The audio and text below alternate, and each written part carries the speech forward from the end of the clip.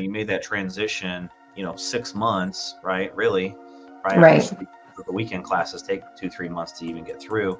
Um, what were some of those things that you focused on, and then what was your mindset around that?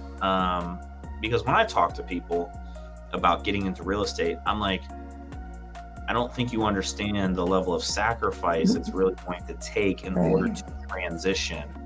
And I'm not talking about always just time.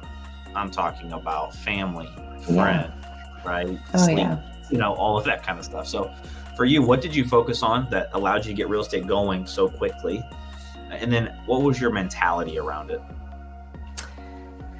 So, working at Nationwide now, I was working, being a consultant, I was working 60 to 80 hours a week. So I was used to the long hours. My kids were still little. So, I mean, when I dove in, my focus really was on learning as much as I could, but it was also picking up the phone, following up on leads. I immediately invested in lead generation. Mm. So I hopped right into Zillow. Um, I ran myself ragged, so ragged that I will tell you, I woke up on Good Friday of 2017 or 2018, and I could not move. And I went to my doctor, and my doctor's like, this is crazy.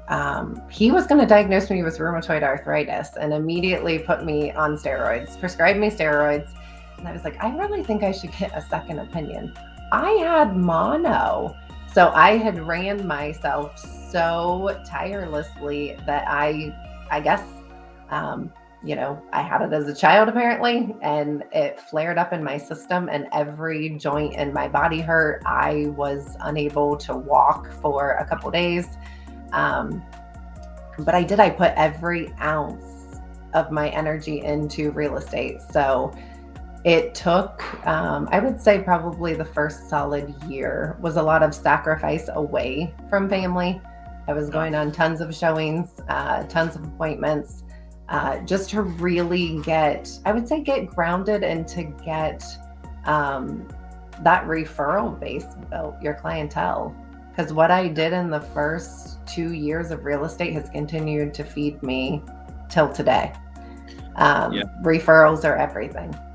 Did you also incorporate that early in your career as well? Your database, your sphere, you're still in the area where you grew up.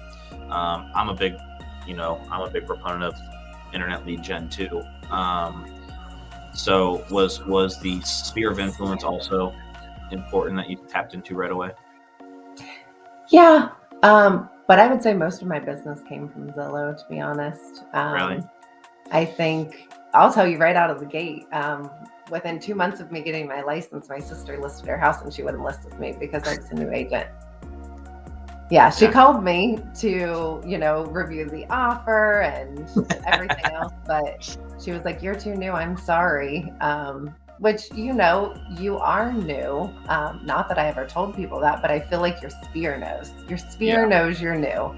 And when it's a big investment, they want, someone who's been in the business a while. So, and you really can't blame them. You can't blame someone. Not at all. But I think the way you did it was smart, right? Obviously, financially, you were in a position to be able to go out and get Zillow leads and take that and rock and roll with it. But that gave you the time to really know real estate. I tell agents all the time, like, free is currency in our world. If you go and find a top producer in your office, your brokerage, wherever, and offer to drop signs, lock boxes, showings, whatever, it's going to cost you time. It's going to cost you your gas. But that is one of the fastest ways, in my opinion, to really pick up what's going on. Absolutely. Yeah. Live and breathe it.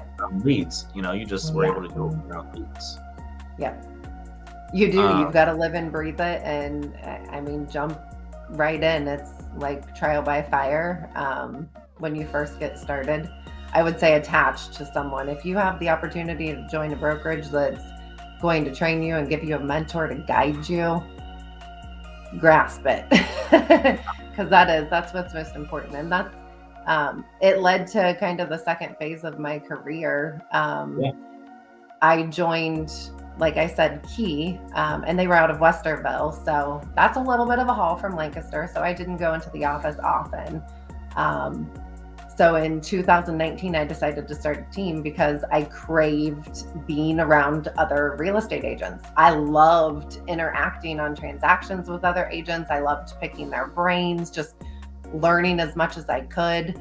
I was constantly listening to podcasts, training, you name it, just living and breathing real estate. So in 19, I did decide to open an office down here in Carroll, just to be surrounded by other realtors.